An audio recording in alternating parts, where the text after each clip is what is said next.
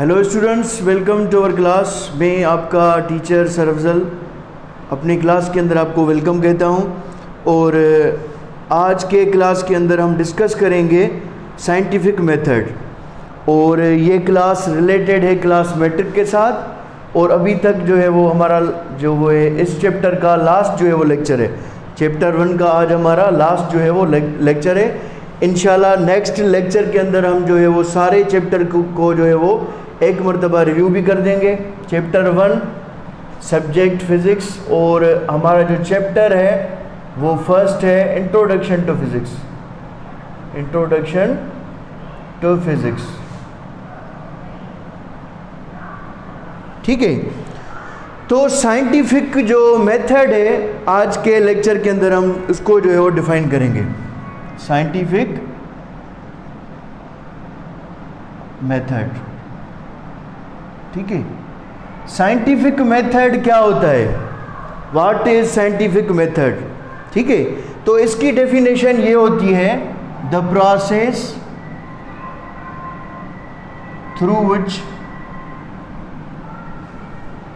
Truth और the reality is found. Reality is found, एक ऐसा प्रोसेस जिसमें आपको जो है वो किसी प्रोसेस के थ्रू आप रियलिटी या ट्रुथ को फाइंड करें, तो उस प्रोसेस को हम क्या कहते हैं? साइंटिफिक मेथड कहते हैं, ठीक है। मीन सपोज कर लीजिए आप कोई एक्सपेरिमेंट कर रहे हैं, आप कोई ऑब्जर्वेशन कर रहे हैं, तो आप पहले उसको ऑब्ज़र्व करेंगे, फिर उसके बारे में जो है वो आप ऑब्जर्वेशन देंगे, फिर वो डिफरेंट जो एक टीम होगी वो उसको ऑब्ज़र्व करेगी। इसी तरीके से आपका एक साइंटिफिक मेथड जो होता है वो प्रोसीड होता है। साइंटिफिक मेथड के जनरल जो होते हैं वो 5 टाइप्स होते हैं। क्या? साइंटिफिक जो मेथड होता है, ये जहन में रखें, साइंटिफिक मेथड, इसमें किसी भी साइंटिफिक चीज़ के बारे में रिसर्च होती है, ये लाजमी आप लिखें। The research related about a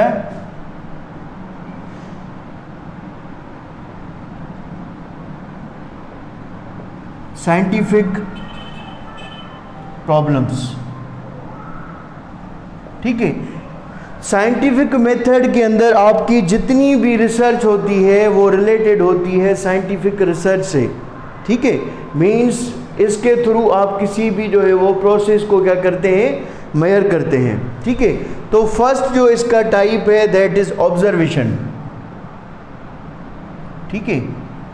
observation इसका फर्स्ट जो है वो स्टेप होता है, ठीक है।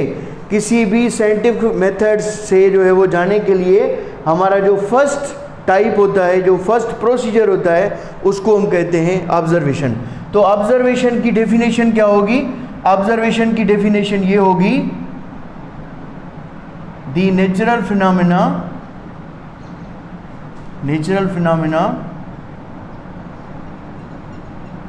observed through the 5 senses, observed through the 5 senses, ठीक है। आपका नेचुरल फिनोमेना जो ऑब्जर्व किया जाए 5 सेंसेस के थ्रू, क्या? आपका नेचुरल फिनोमेना में आपकी बहुत सारी चीज़ें आ जाती हैं। जितनी भी चीज़ें आपके सराउंडिंग्स के अंदर एग्जिस्ट करती हैं वो नेचुरल फिनोमेना से रिलेटेड है, ठीक है। बर्ड्स का जो है वो एयर के अंदर फ्लाइंग करना, एरोप्लेन का जो है वो एयर के अंदर जो है वो फ्लाई करना, परिंदों का उड़ना, ठीक है। सूरज का जो है वो ऊपर आना, ठीक है। तो जितने भी ऐसे टाइप्स हैं उनको हम जो है वो डिस्क्राइब करते हैं ऑब्जर्वेशन के अंदर, ठीक है। तो ये फर्स्ट स्टेप होता है। उसके बाद जो हमारा सेकंड स्टेप आता है वो आता है हाइपोथेसिस। हाइपोथेसिस को अगर हम सिंधी में कहें तो हाइपोथेसिस होता है मफरूज़ा, ठीक है। मीन्स आपका एक किसी चीज़ के बारे में जो ख्याल है, आपने किसी चीज़ को ऑब्ज़र्व किया और आपके माइंड के अंदर जो उसके बारे में थॉट्स होती हैं, अगर आप वो थॉट्स किसी को बयान करते हैं या किसी टीम को प्रेजेंट करते हैं तो उस टर्म्स को हम डिफाइन करते हैं हाइपोथेसिस के अंदर, ठीक है। तो हाइपोथेसिस क्या होगा? The facts given about the observation. ठीक है, जो फैक्ट्स हम ऑब्जर्वेशन से रिलेटेड प्रोवाइड करते हैं, क्या जो चीज़ हमने ऑब्ज़र्व की और उसके बारे में जो हमने एक ख़याल पेश किया, अपना नज़रिया पेश किया, उसको हम कहते हैं हाइपोथेसिस। लेकिन ये जहन में रखें, तकरीबन जो साइंटिस्ट हाइपोथेसिस पेश करते हैं वो तकरीबन क्या होते हैं? रॉन्ग होते हैं, क्योंकि फिर उनको जो है वो एक प्रोसीजर से क्या किया जाता है? प्रूव किया जाता है। अगर वो हाइपोथेसिस जो होते हैं प्रूव होते हैं तो उनको फिर आगे नेक्स्ट स्टेप में लेके जाते हैं, वरना वो एक ख़याल ही रहता है, नज़रिया ही रहता है। तो हाइपोथेसिस को हम कैसे डिफ़ाइन करेंगे? The facts given about the observation. किसी भी चीज़ के बारे में जो आप ऑब्जर्वेशन करके आप जो अपने ख़यालात पेश करते हैं उसको हम कहते हैं हाइपोथेसिस। उसके बाद जो थर्ड स्टेप होता है दैट इज़ थ्योरी। ठीक है, थ्योरी हम किसे कहते हैं? अगर आपने जो ख्याल पेश किया है अगर उसको एक्सेप्ट किया जाता है, क्या आपने जो ख्याल पेश किया ऑब्ज़र्व करने के बाद, ठीक है, तो मैं यहाँ पे एक ग्राफ बना लेता हूँ, यहाँ पे मैं लिखता हूँ ऑब्जर्वेशन। ठीक है, आपने जो एक ऑब्जर्वेशन की उसके थ्रू आपने क्या किया? एक हाइपोथेसिस दिया। ठीक है, हाइपोथेसिस अगर एक्सेप्ट होता है तो वो बनती है आपकी थ्योरी। क्या बनती है? थ्योरी। ठीक है, तो मैं यहाँ पे थ्योरी की डेफिनेशन लिखता हूँ। थ्योरी कैसे डिफाइन करते हैं? The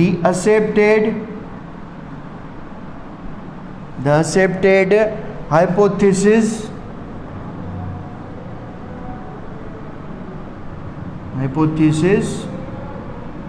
is called theory.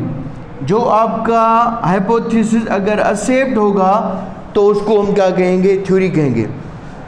अब मैं आपको जो है वो बहुत ही शॉर्ट टर्म्स में इन तीनों को जो है वो डिफाइन करके बताऊंगा। सपोज कर लीजिए एक बंदा चाय बना रहा है, आपने उसको क्या किया? ऑब्जर्व किया। ठीक है, फिर आपने जो है वो एक हाइपोथेसिस पेश किया कि अगर हम इस तरीके से जो है वो एक चीज़ बनाएं, ये प्रोसेस करें, इतनी चीनी डालें, इतना पानी डालें, इतना दूध डालें, तो ये आपका एक हाइपोथेसिस होगा। ठीक है, उसके बाद थ्योरी होगी कि भाई अगर ऐसे आप करोगे तो अगर वो आपको एक्सेप्ट करेंगे तो वो बन जाएगी थ्योरी। ठीक है, बहुत सारे लोग बैठेंगे, वो उसको क्या करेंगे? टेस्ट करेंगे, वो आपकी बन जाएगी थ्योरी। ठीक है, उसके बाद नंबर 4 जो आता है दैट इज़ एक्सपेरिमेंट। ये बहुत ही इम्पोर्टेंट स्टेप होता है किसी भी साइंटिफिक मेथड का। ठीक है, अब आपने जो थ्योरी प्रेजेंट की है उसको टेस्ट किया जाता है थ्रू द एक्सपेरिमेंट। सपोज कर लीजिए किसी साइंटिस्ट ने जो है वो अगर पानी का फार्मूला जो है वो कंपोजिशन जो है वो बताई होगी, तो आपको पता है पानी का फार्मूला सपोज H2O होता है। ठीक है, तो ये इसकी क्या थी? केमिकल कंपोजिशन थी, केमिकल फार्मूला था। ठीक है, लेकिन साइंटिस्ट ने क्या किया होगा? पहले इसको प्रूव किया होगा कि वाकई H2O की इस कॉम्बिनेशन से वाकई जो है वाटर बन रहा है या नहीं बन रहा है। अगर बनेगा तो वो आपका लॉ बन जाएगा। तो क्या कहते हैं? The process. एक्सपेरिमेंट को हम कैसे डिफाइन करेंगे? The process through which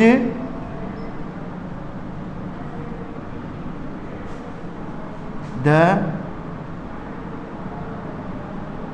theory is accepted or rejected। ये आपका ऐसा प्रोसेस होता है जिसके अंदर आपकी या तो थ्योरी एक्सेप्ट हो सकती है या तो आपकी जो आपने थ्योरी दी है वो रिजेक्ट हो सकती है। ये प्रोसेस होता है एक्सपेरिमेंट के अंदर। मीन्स जिस चीज़ के बारे में आपने अपनी राय बताई है, साइंटिस्ट उस चीज़ के बारे में करेंगे अपना एक्सपेरिमेंट। ठीक है, the process through which the theory is accepted और रिजेक्टेड, उसको हम क्या कहते हैं? एक्सपेरिमेंट कहते हैं। ठीक है, तो एक्सपेरिमेंट्स जब आपके प्रूव हो जाते हैं तो वो बन जाते हैं लॉज। ठीक है, the final process of scientific method is called, जो लास्ट प्रोसेस होता है साइंटिफिक मेथड का उसको हम क्या कहते हैं, लॉ कहते हैं। ठीक है, तो लॉ क्या होगा आपका, फाइनल प्रोसेस होगा। सपोज कर लीजिए आप डिफरेंट लॉज पढ़ते हैं, Newton's first law, Newton second law.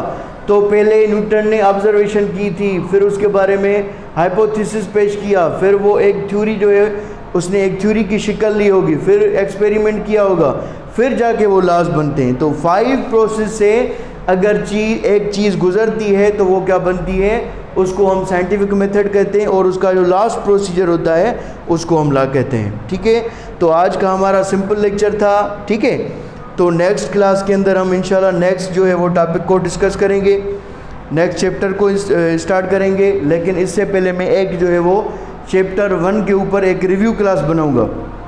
ठीक है, वो क्लास आप जो है वो लाजमी देखिएगा। इंशाल्लाह नेक्स्ट जो है वो क्लास के अंदर मुलाकात होगी। Thank you, have a nice day.